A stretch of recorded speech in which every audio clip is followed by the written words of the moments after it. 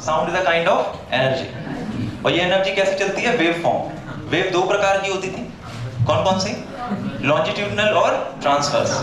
Longitudinal कैसी wave होती थी? जो पैरेलल कंप्रेशन और रेयरफैक्शन के फॉर्म में चले। और ट्रांसवर्स कैसी होती है? जो इस प्रकार से वेव के फॉर्म में चले, है ना? That is a different topic. पर वेव जब भी चलेगी, ट्रेवल करेगी, और वो किसी मीडियम से ट्रेवल करेगी, खासकर साउंड वेव, तो वो वेव कहीं किसी हार्ड सरफेस से जाके टकरा सकती है। उसके रास्ते में कोई बैरियर आना चाहिए, तब वो वेव वहां से टकरा के वापस आ सकती है। नहीं तो वो कैसी जाती जाएगी? बिल्कुल सीधी जाती जाएगी। तो जस्ट लाइक यदि आप एक हार्ड सरफेस लो, यदि आप यहां पर एक पॉइंट ले लो और इस पॉइंट पर आप एक डॉटेड लाइन खींचो। कैसी लाइन खींचो? एक रे को इंसिडेंट कराओ।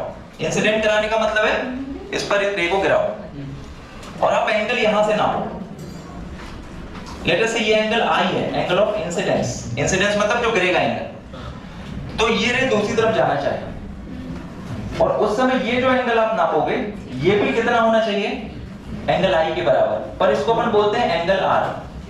This is angle of incidence, this is angle of reflection. यदि आप साउंड की वेव को भी गिराते हो, तो ये देखा गया है कि साउंड की वेव एक एंगल ऑफ इंसिडेंस बनाते हुए दूसरी तरफ निकलती है, और वो जो दूसरी तरफ एंगल बनाती है वो कितना होता है? Angle of reflection. यदि ये सरफेस हार्ड नहीं होती, ये सरफेस ही नहीं होती, तो साउंड की वेव कहां निकल जाती? सीधे निकल जाता है, रिफ्लेक्शन नहीं होता। तो एको का कॉन्सेप्ट जो बनता है, ये कहता है कि आपने कोई साउंड जनरेट किया, या किसी सोर्स ने कोई साउंड जनरेट किया, और वो साउंड वापस वहीं तक आया, तो वो साउंड की एको सुनाई देगी। क्या सुनाई देगी? एको। वो गूंजेगा थोड़ा सा। पर इसके लिए कुछ सर्टेन कंडीशंस हैं। हर बार एको जनरेट हो ऐसा जरूरी नहीं है। अब वो कंडीशन क्या है? पहले तो ये समझ लो, ये कौन सी प्रोसेस बताई मैंने? Reflection of sound. कौन सी प्रोसेस बताई? रिफ्लेक्शन। जैसे लाइट का रिफ्लेक्शन होता है, वैसे ही किसका रिफ्लेक्शन होता है? साउंड का। तो this is reflection of sound. अभी रिफ्लेक्शन ऑफ साउंड जब होगा तभी एको जनरेट होगी। मान लो मैं ये एंगल कम करता जाऊं, मान लो एंगल 10 डिग्री का बना, तो ये भी कितने डिग्री का बनेगा? मान लो एंगल 0 डिग्री बना, तो ये भी 0। मतलब लाइट यदि सीधी आई तो सीधी वापस, साउंड यदि सीधा आया तो वो रिवर्ट उसी डायरेक्शन में होगा, सेम पाथ पे, तो एको ज्यादा सुनाई देगी। समझ आप? यदि साउंड की वेव सीधी गई और किसी जगह से टकरा गई, तो वापस लौट जाएगी। कितना एंगल बनाते हुए? 0, क्योंकि एंगल तो यहीं से बन रहा है, अब बना ही नहीं है, मतलब कितना डिग्री है? 0 डिग्री एंगल। तो जैसे जैसे ये एंगल बढ़ेगा, वैसे वैसे ये एंगल भी बढ़ेगा, जिसको तुम क्या बोल रहे हो? Angle of reflection. ये है रिफ्लेक्शन ऑफ साउंड। इसके बाद यदि अपन बात करते हैं, तो हमें ये ध्यान रखना है कि साउंड जब ट्रेवल करता है तो उसको मीडियम की जरूरत पड़ती है। किसकी जरूरत पड़ती है? अब वो एयर हो सकती है, एल्यूमिनियम हो सकता है, लकड़ी हो सकती है, पत्थर हो सकते हैं, पर वैक्यूम नहीं हो सकता, क्योंकि वैक्यूम में कोई पार्टिकल नहीं होते हैं। तो साउंड को ट्रेवल करने किसकी जरूरत है? मीडियम की। अभी वो मीडियम यदि एयर है, अपन एयर को यदि मीडियम माने, तो साउंड का स्पीड एयर में होता है 344 मीटर पर सेकंड। कितना होता है? 344 मीटर। और इसमें भी कंडीशन है, टेम्परेचर होना चाहिए 22 डिग्री सेल्सियस।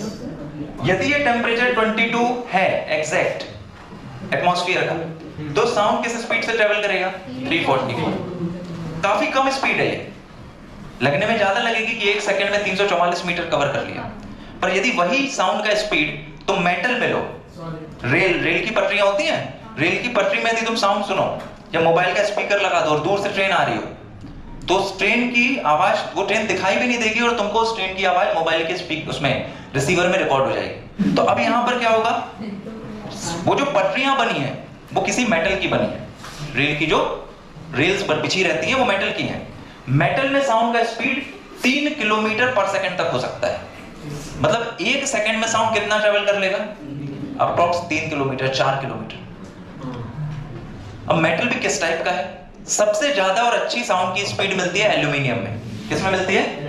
आप अपनी बुक में देखो, एक टेबल दी हुई है। टेबल में आप देखो, ये वाली टेबल में, यहां पर इस टेबल में क्या दिया है? Solid, liquid, gas. सॉलिड में भी कौन कौन से दिए हैं? सॉलिड चेक करो, एल्यूमिनियम, निकल, स्टील, आयरन, ब्रास, ग्लास। फिर लिक्विड में आ गए ये लोग, वाटर, वाटर में भी सी वाटर, फिर डिस्टिल्ड वाटर, इथेनॉल, मिथेनॉल। फिर गैसेस, गैसेस में किसमें दी है? Hydrogen, helium, air. एयर में चेक करो, एयर में कितनी दी है? 346।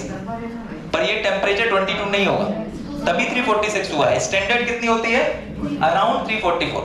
ये कंडीशन पढ़ेंगे तो 25 डिग्री सेल्सियस शो कर रहा है। तो ये टेबल आप सभी बनाएंगे। तो साउंड का स्पीड जो है वो कितना है? 344। मतलब साउंड हवा में धीरे चलता है और मेटल में तेज चलता है, पानी में भी तेज चलता है। आगे बढ़ते हैं। स्पीड का फॉर्मूला क्या होता है? Speed is equal to distance upon time.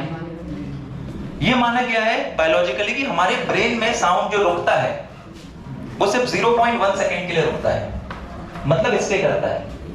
Time is 0.1 second. इसके बाद वो साउंड खत्म हो जाता है, वो मेमोरी बन जाता है और फिर दूसरा साउंड आता है। यदि ये साउंड 0.1 से ज्यादा रुका आपके ब्रेन में तो आपको नॉइज सुनाई देगा। क्या सुनाई देगा? मतलब एक साउंड खत्म नहीं हुआ है और दूसरा साउंड आ रहा है, तो वो दोनों साउंड ओवरलैप करेंगे। दोनों साउंड ओवरलैप करेंगे तो it will not create a rhythmic sound और music, it will create noise. That means इसको तुम बोलते हो persisting ability of brain to carry sound, human brain। तो यहां पर अपन बात करें तो what is the persisting time for the sound? 0.1 second. इतने 0.1 सेकंड के लिए साउंड परसिस्ट करता है दिमाग में। स्पीड कितनी दी है? 344 मीटर पर सेकंड। अभी तुम ध्यान दो, लेट अस से यहां पर एक ऑब्जेक्ट है, आप किसी ऊंचे हिली एरिया पे गए हो, ये खाली कमरे में हो और आपके और दीवार के बीच में कुछ नहीं है। जैसे दिवाली वगैरह में देखा जब व्हाइट वॉशिंग होती है तो कमरे में एको ज्यादा जनरेट होती है। नॉर्मली जब सामान रखा रहता है तो एको जनरेट नहीं होती। क्यों? क्योंकि साउंड के बीच में बहुत सारी चीजें आती हैं जिनको साउंड रोक लेते हैं, जिससे साउंड रुक जाता है। पर यदि तुम्हारे पास एक आइसोलेटेड सरफेस है और बीच में कुछ भी नहीं है, खाली जगह है, ज्यादा वॉल्यूम है, एम्प्टी वॉल्यूम है, तो साउंड ट्रेवल करता है, टकराता है और वापस लौटता है। इस दौरान वो कहीं बिखरता नहीं है, स्कैटर नहीं होता है, तो हमें एको अच्छे से सुनाई देती है। अभी ध्यान से देखो, यहां से एक साउंड चलता है, यहां टकराता है, वापस लौटता है, सेम पाथ पे वापस आ जाता है। तो साउंड यहां से गया और यहां से वापस आया। ये है वो रिफ्लेक्टिंग सरफेस। इसको तुम क्या बोलोगे? Reflecting surface. ध्यान से समझ लेना, रिफ्लेक्टिंग सॉलिड या सरफेस। किस स्पीड से साउंड जा रहा है यहाँ पे? 344 मीटर पर सेकेंड। और ब्रेन में जब आ रहा है तो कितनी देर रुक रहा है? 0.1 सेकेंड। मतलब तुम्हें यदि परफेक्ट एको चाहिए तो दूसरा वाला साउंड तुम्हारे ब्रेन में कितनी देर में पहुंच जाना चाहिए? 344। नहीं तो बहुत ज्यादा डिले भी हो सकता है, तुम्हें एको सुनाई नहीं देगी। तो कंटिन्यूअस और एक स्टैंडर्ड एको जनरेशन के लिए जैसे ही तुम्हारे ब्रेन से साउंड गया उसी वक्त दूसरा साउंड कहां आ जाना चाहिए? ब्रेन में।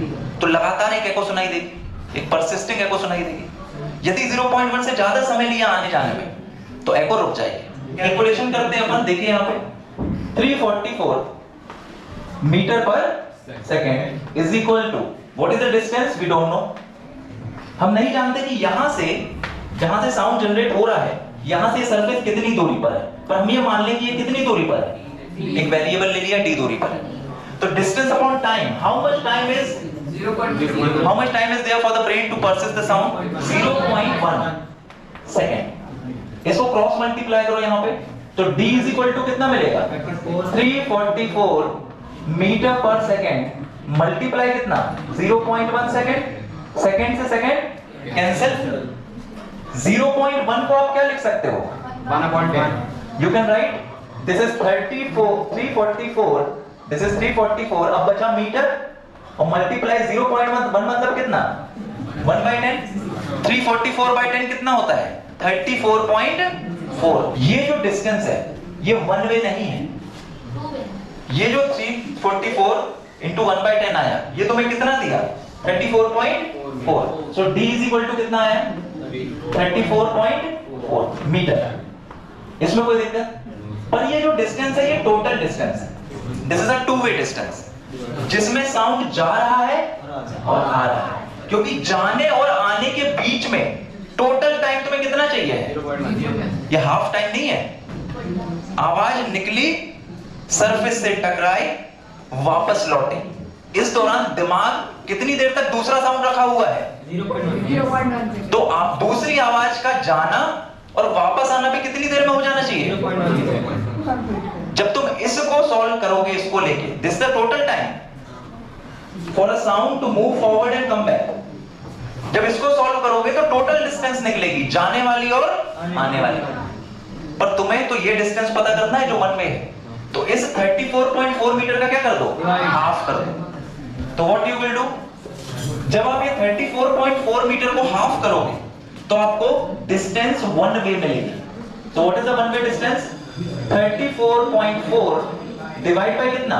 2। How much it will be? 17.2 metre. This is the distance one way, that means that is one way distance. तो हम ये बोल सकते हैं कि सोर्स से रिफ्लेक्टिंग सरफेस के बीच की डिस्टेंस कितनी है? 17.2 मीटर।